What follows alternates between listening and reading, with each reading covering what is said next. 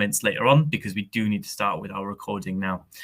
So let me just set this up for you before I hand over to Karen, who, if you've been to our CPD before, you will know that she'll take us through our sort of obligatory reminder of the program and the aims of it and what we're all here to do, before then I take over to take us through the subject that we're discussing this afternoon.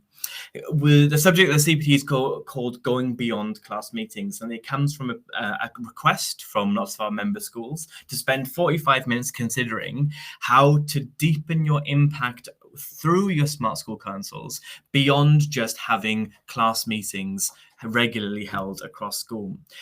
I've got lots of thoughts about this, many of which are that just having lots of class meetings across school are amazing, and you should be very pleased if that's where you're at the moment. But there are three different parts of this question that we're going to try and consider. So the first of which is saying that in order to have a deeper impact across the program, beyond your class meetings, the first thing we're going to do is consider the class meetings themselves, which seems a little bit counterintuitive, but it's about us using them in a way in which we can set a platform for the other parts of the program to be successful. That's where we'll start. We'll move on then to thinking about what our focus should be if we want to deepen our impact. What area of the program are we going to concentrate on, rather than trying to do all things at all times? And then thirdly, we've got a plan for you to take away to then consider the different learnings that we can take away from this afternoon, some advice and some resources to go and implement the change in your school for whatever your focus is going to be. We'll develop that across the 45 minutes. So before I hand over to Karen really quickly to take us through our reminder of what Smart School Councils is and my role here, Yasmin's responded to my question, which I'm so pleased about. Thanks, Yasmin. And she said this: I think if I was Education Secretary, I would like to involve the pupils and ask for their perceptions on their learning and what they would like to improve. So yeah, that's an example of you using your platform to promote young people's voice, which, as you can imagine, without any surprise, I'm a massive fan of. Karen's coming in with the stick. She's been like, I'm abolishing Ofsted. Yasmin's like, I want to promote other people's voices instead. Interesting, different approaches. Anyway, thanks, Yasmin. And anybody else who's got any comments, I'll see them later on. Karen, I'm just going to hand over to you to remind us a little bit about why we're all here, and then we'll get into the meat of the CPD. Excellent. Thanks, Sam.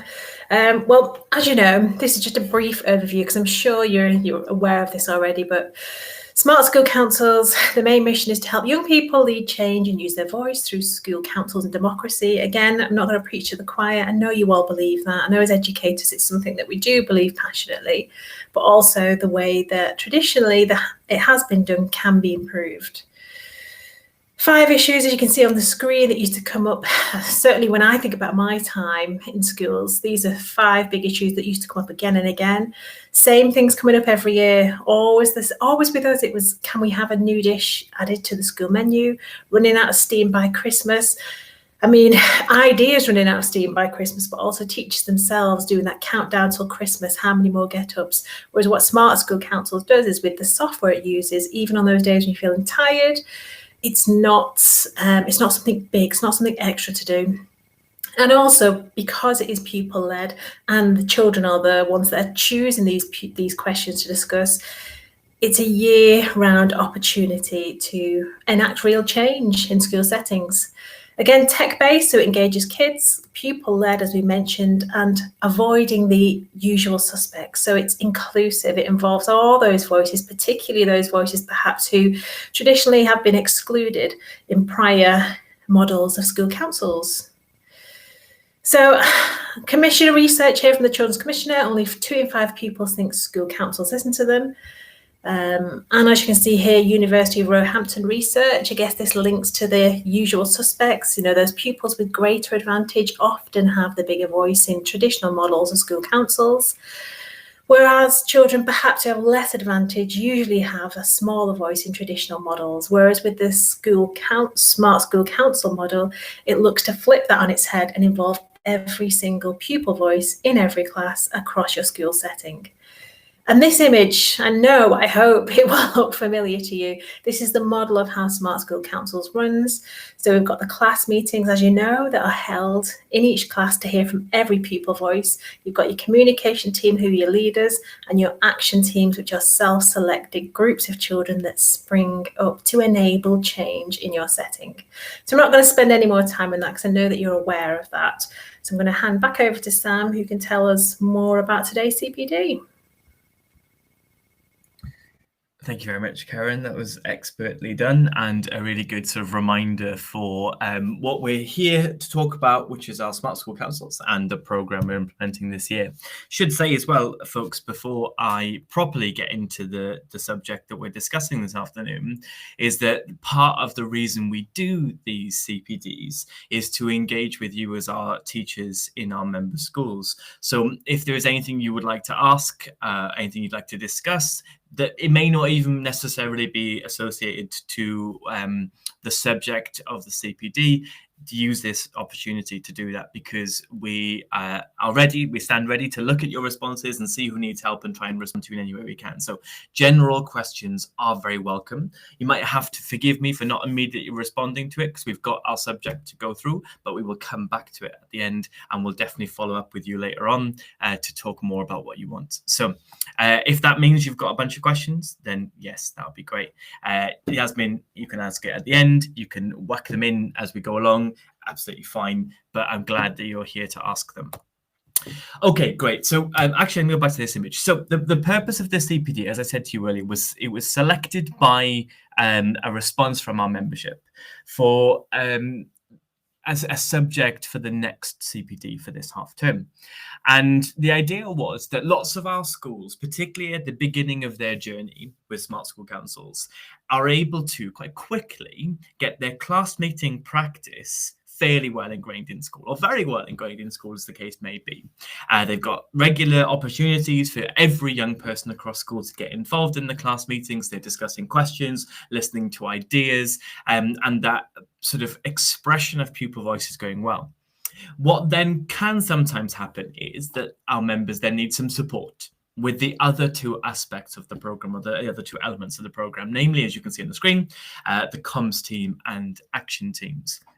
And this is what we're trying to tackle, is to say, okay, well, if it is the case that we've got our good use or good practice with class meetings, what can we now do to get action teams up and running across school, or to get that student leadership element of the comms team established or functioning in a way that might be better than it's currently doing? So that's broadly what we're here to talk about. And there are 3 steps that we're going to follow. For some reason, the format of my slides, when I've downloaded them and put them onto this software, has changed the points from 1, 2, 3 to 1, 1, 1. I'm not an idiot. I did type 1, 2, 3, but there are still these are the points we're going to follow. Firstly, and I said this was a bit counterintuitive at the start, and it is, but it makes sense when I explain it to you, is we're going to take a step back and say, actually, if we want to consider how we can get the other parts of the program well, we need to review how we use the class meetings first. Because there's a way of making sure that the way we set up and run and select questions, more importantly, for our class meetings, that will help and it will inspire and will set the groundwork for the other parts of the program to flourish. So we're going to look at that first. Then we're going to think, okay, well, within the action teams and within the communications team, there's lots of different things we might want to do with them, but we need to focus on or select an area to develop them. That's what we're going to think about. Rather than trying to do all things at once, we're going to say, what is it we want to achieve with our action teams? What is it we want to achieve with our comms team? And select our area of focus over the next term also. And then thirdly, we're going to create a plan. And we've got a resource that I will share with you in the CPD, and then we'll email you tomorrow for you to go away and create that plan. Speaking of resources, tomorrow we will send you an email with a recording from this CPD with the resources that are mentioned and links to get further help from us if you want to book in some time with us. So you don't need to make notes now or follow us up with emails. We will send you everything tomorrow morning. Right, that's a lot of preamble. So let's go into our first bit, which is to take a step back and say, right, if we want to develop our practice in comms team and in with the action teams, then the first way we can do this is by reviewing what we're doing with class meetings, because they can act as a launch pad into those other parts of the program. And as I said to you at the start, I want to also say that it's a massive win to be doing class meetings regularly and for that to be ingrained in the practice of your school. So I don't think we should ever get to the point in which we think, oh, well, we're only doing class meetings. That's not good enough. It really is. It's a fantastic thing to be doing. And whilst we're here to talk about what more can be done, I think it would be remiss of us not to celebrate it as well.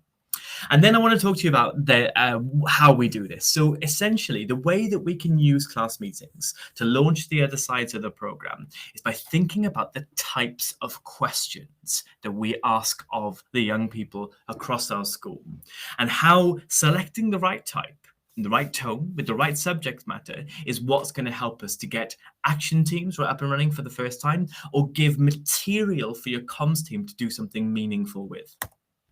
So this is the launch pad I'm referring to, and it's about how the class meetings are interrelated to or connected to the other parts of the program.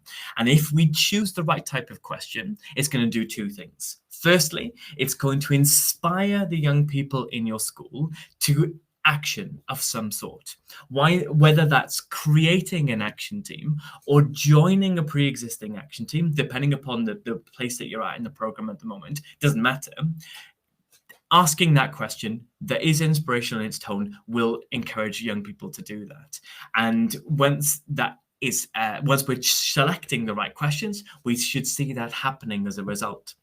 And then the second thing, the way that we then consider the type of questions we ask through class meetings, we should also see how our comms teams are being given substance. By substance, I mean subject matter, things to do, people to follow up in classes, staff members to go and relate to, action team developers who are already standing by to go and meet with potential students to get their action teams up and running. It gives them the substance to go off and do the leadership roles they've been selected or elected to take on. So this is the point I may be overly forcefully making, but I think is really important. It all starts with the type of question that we select, and then the other parts of the program will come into their own through it.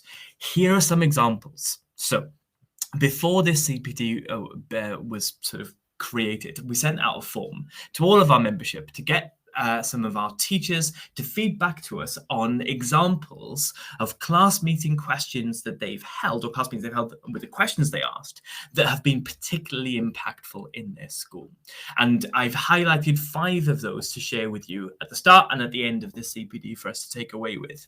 I've also got a question for you guys to think about and then to share in a comment with us as I explain to you this section, which is, what question has had the biggest impact in your school so far? Please share that with us and share it with the other teachers on the call, on the CPD rather, through the comment box, because it would be a really helpful source of material for everyone else. So here are some really good examples from other schools. Firstly, how can we be a more eco-friendly school? How can we commit to recycling more? A similar theme. What can we do to make school more fun? Fourthly, what can we do more to promote kindness? And then lastly, what ways is it best to prevent bullying? These are fascinating questions that schools have said have had a particularly big engagement from the young people in their schools. And what I'm going to do now is show you an example of what this did for one school. So we're going to take the example of how can we be more eco-friendly and draw out the connections between it as a inspirational question in a class meeting through to then the actions in action teams and substance for the comms team to go off and perform their duties. But do remember, I'm also asking you, doesn't matter if you're new to the program yet, that's absolutely fine. Can you think of and can you share with us a question that's had a really big impact in your school? So whilst I explain that to you, have a little think. So here's the example from the school that I'm referencing. I couldn't give you the name of the school, I'm unfortunate, because I didn't have time to ask them for their permission in advance, but this is what they shared with us through the form. So they asked the question of every young person in school, how can we be more eco-friendly? struck a chord with their young people, as it does as a subject matter for the vast majority of the young people that I certainly come across through this program, because there's a real connection between the climate crisis and how young people feel the world is being treated by older generations. We don't have to go into intergenerational conflict necessarily, although I quite like it as a subject. But what it did do with this particular school is then create quite a wave of response. So they asked this question, they had a series of different actions. The overall result was that they wanted to focus on cycling and how cutting down on people driving to school was a major way in which they could be more eco-friendly.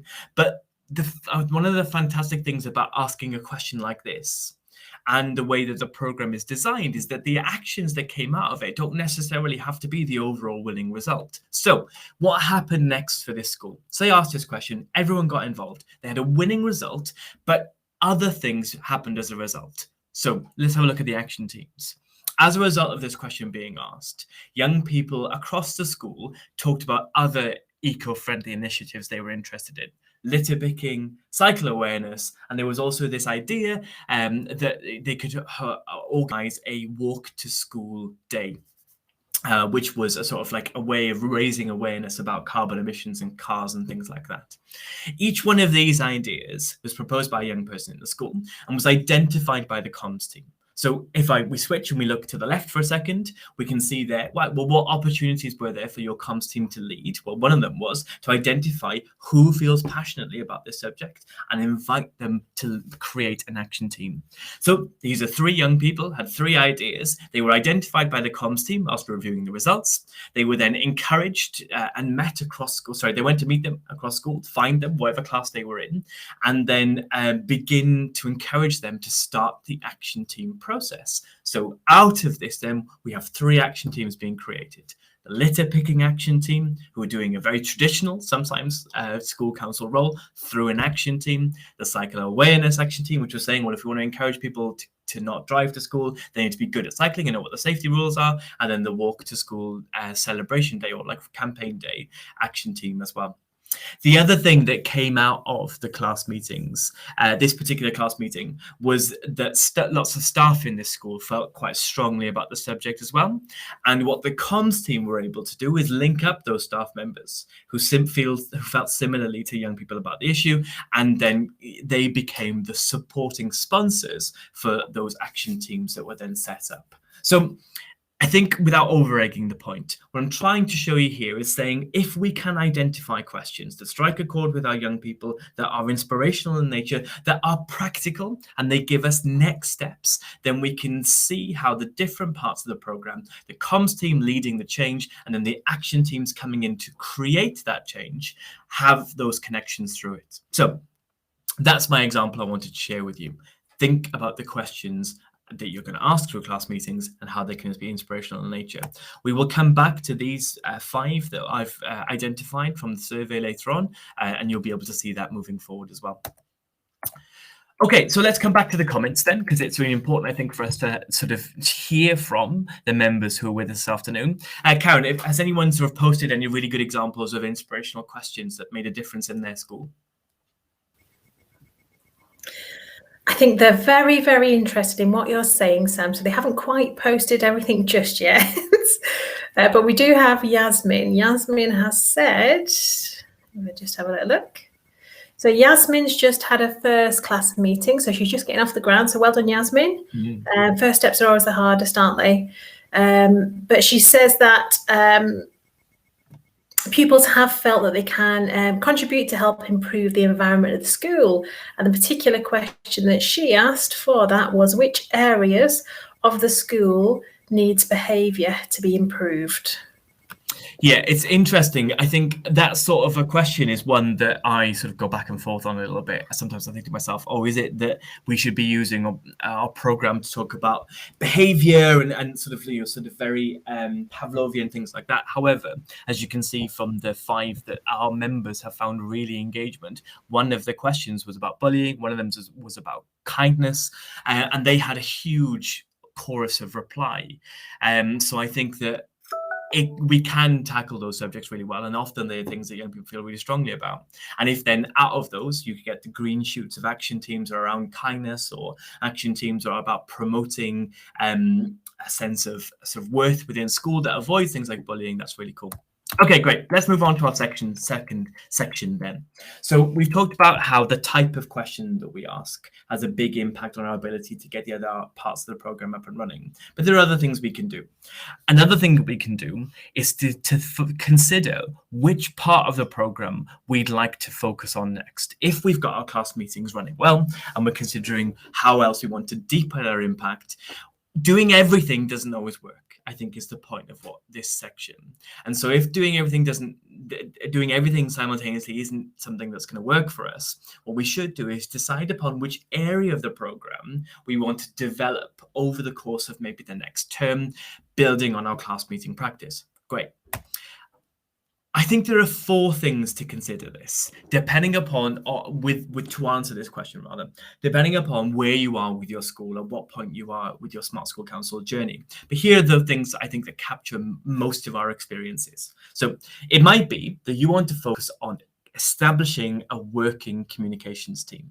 You might have a communications team who are there, but they're still not very secure in their roles, and they still need you to take the lead and to direct the program. So if that's the case, they're not really working yet, and that might be your focus to outside of what you're doing with the class meetings.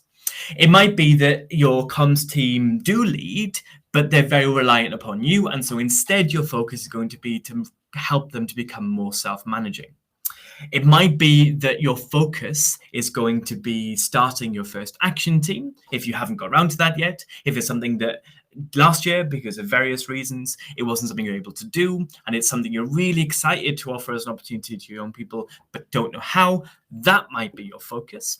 Or if you have dipped your toes into the action team pool, but you want to further improve what that looks like across school, it might be about having multiple action teams. So I think what I can do at the moment is to challenge you to think about, okay, well, you've come along to this afternoon's CPD, which is a great step, and we're really pleased to have you here. So now you are here, please consider this question. If you want to go beyond class meetings, what is it that should be your focus? What is it that's going to make the biggest difference for your school and for your young people in the short term? Which one of these options best suits where you are? That's what we'd like to hear next. And I'll share some examples of that in a second, but that's what I'd like you to think about. And if you want to, and it would be really great to know, you can comment and let us know which one of these you think is the appropriate one for your school for right now. Establishing a working leadership group, your comms team, or helping your comms team to become more self-managing, getting your first ever action team off the ground, or having multiple action teams. I asked this question of the schools that responded to the survey whilst you're commenting to tell us where they were. And it was really interesting for us to look at the results. So for the schools that responded to the survey before the CPD, we had 4 saying that their priority was establishing a working comms team. Some of them, we had 3 say that they wanted to sort of really fine-tune how their comms team was working to become more self-managing.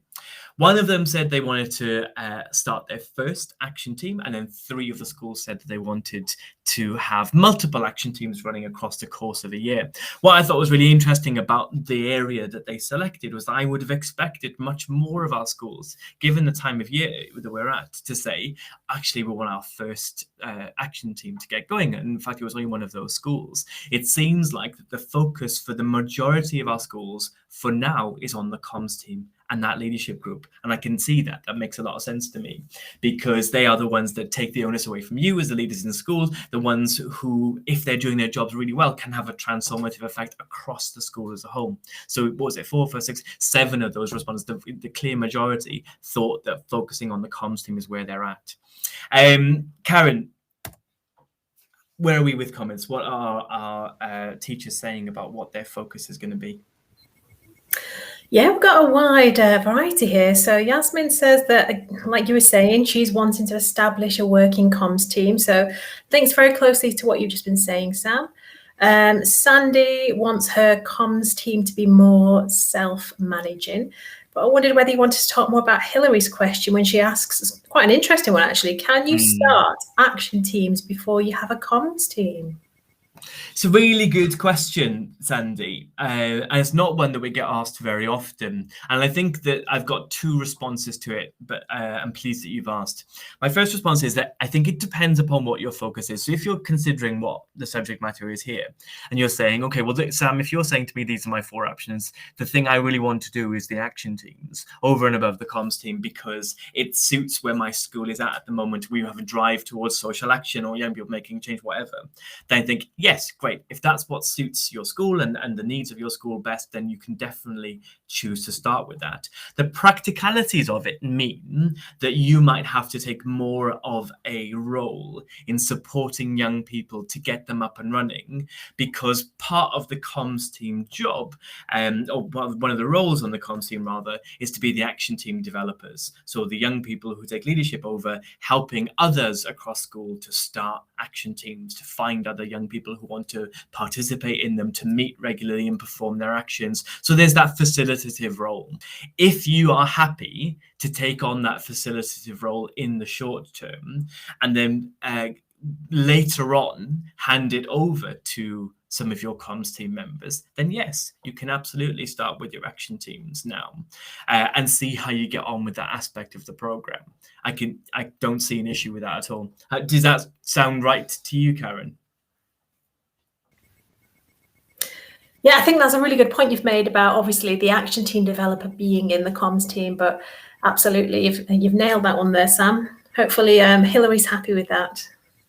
Okay, cool, great. So that's a really good question. I'm glad you've asked it. I can see as well that, Sandy, you've said that your focus is helping your comms team to be more self-managing. And that sort of strikes a chord again with what Yasmin was saying about hers being the comms team focus as well. So it does seem like the comms team is striking a chord with lots of our members as the thing that they want to develop.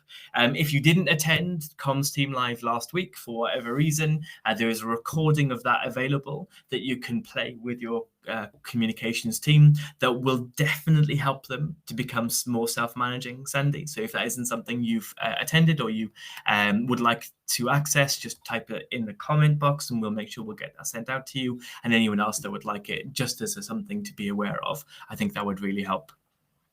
I think, is that someone else saying it? Ella would like it as well, I think. If so, that's absolutely fine. Just make sure that you type yes please in the comment box. We know who you are and we can send you the comms team live recording to help you out with that process. Great. Okay, cool. So then let's move to the third thing that I wanted to talk about, which was saying, okay, well, if we know what our focus is going to be, so you've all selected one, which is great. Thank you for doing that. And what we're now going to say is, well, what do we do with it? Now that we know our focus is either going to be on the action teams or it's going to be in the comms team, we need to put a plan in place. So I'm going to share with you our resource that will help you to do that. I'm going to share with you some examples from our members and some resources that you can use to engage as well. Sandy said she got the recording already. Great, no problem. Those of you who said yes, we'll send them out to you. So what I did in this survey, alongside Ask Schools for their thoughts about improvement, I also said to them, well, what is it that your young people find most engaging about their Smart School Council? And they've shared some examples of, I've shared rather, some examples of what these teachers have said. And the reason I've done that is because I think it helps to contextualize what is great about each different part of the program. And then ideas or suggestions then that will help us to form a plan for greater engagement across our school. So here's one of the examples that came from the class meetings themselves when I asked, like, what is it that your school likes about it? This is what the teacher said. The children love coming together to share their ideas and all the things they would like to see. They are full of ideas and love that someone is listening. So what they're saying there is that for them, one of the key engagement sort of factors is the idea that someone is listening. And I think it's best, I think for schools, for what we've seen on the program, for the young people themselves, if that's someone who is listening, it's a student themselves. And there's your engagement factor for your communications team. You are the people that listen to your peers. You are the ones that listen and ensure that everyone's voices are heard. And that engagement factor is something that drives them into becoming more self-managing or to becoming part of the comms team in the first place. Or if they're related to things like action teams, what we're talking here is about how we can listen and then lead. So that was really interesting, I thought. Then about the comms team itself. This is what came out of the survey. This particular teacher said that what their young people like is exploring the different subjects, and that someone is taking on their opinions. So I guess the engagement pull there for the comms team is to say, well, look, we as a comms team get to be the first people that see all of these great ideas that are being suggested across our school, and it's our responsibility to take that forward. And they find that to be a really engaging factor of the program. It keeps them tied together, knowing their roles and being successful moving forward. And then about action teams, then this is what one of the teachers said. Their young people enjoy being part of improving the school, and that they themselves like it being open to anyone who has an interest in any aspect of school life, which I don't know which young person they got that from or whether they were paraphrasing, because it's very eloquent. But I think the idea that they came from the feedback they gave us here was this idea of the equity of it, that is open to anyone. It's a real engagement factor, I think, this for action teams. When you're trying to get your first action teams up and running off the ground, whether you're doing it through an assembly where you're explaining what action teams are, or if you're doing it in a much quieter way through individual conversations, what you're essentially saying is, look, whatever your passions are in school, whatever the thing is that you care about, the passions you have for life, the things you like to do, you can take that and you can share it with other people in the school by creating an action team, which is an incredibly powerful opportunity for any young person to give them those opportunities to develop their skills, to become leaders, to communicate with others, to have interactions with young people they wouldn't otherwise have. I think then the advice from us is if it was me, I think what I'm saying here is this. Beyond what these teachers have just said about what they find really engaging about the different parts of the program, if it were me in school and considering how I wanted to improve my communications team or how I wanted to inspire action teams, I would again put us back to that place where we're considering how we get engagement through our class meetings. So I'm coming back to the examples we've had from other schools. So here are our 5 questions that we know are really inspiring, or others have found really inspiring. If you want to launch action teams, like was mentioned earlier on, I think it was Hillary, wasn't it, who spoke about the idea that you wanted to get your action teams up and running. Is it that you want to try one of these? Do that, do it before Christmas, and see if that has the same inspirational effect that it had for the other schools. A reminder of these are, how can we be more eco-friendly? How can we commit to recycling more? What can we do to make school more fun? What can we do more of to promote kindness, and what ways is it best to prevent bullying? So go off and try one of these. If you're considering the comms team then, I think these are the sorts of questions you can ask through the class meeting that will help you to establish your communications team. And also, I think if you've got a comms team already and they need a little bit of polite reminders or enthusiasm injected into their roles, then you can ask these sorts of questions in your class meeting about the subject of leadership to encourage them and to give them a reminder, and also to promote the idea of leadership across school. So they are, what are the skills a good leader should have? What's the best way of choosing our comms team each term?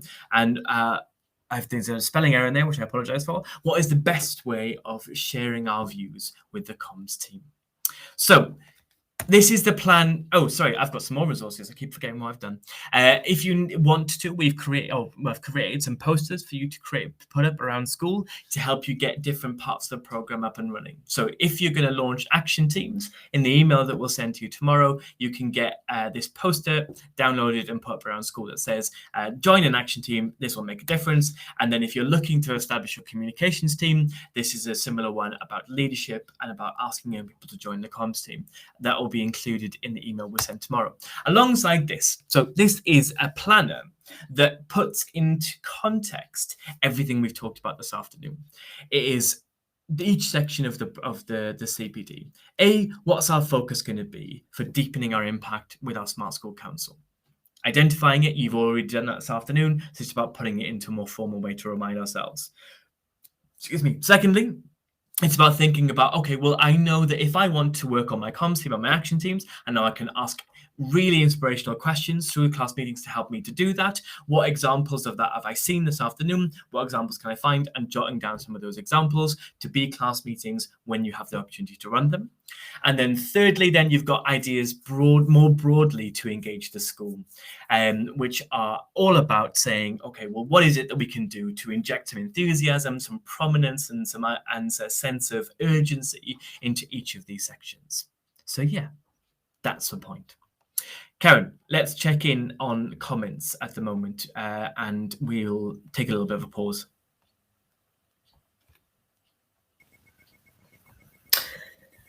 Thanks, Sam. There's a couple of comments here I wanted to highlight.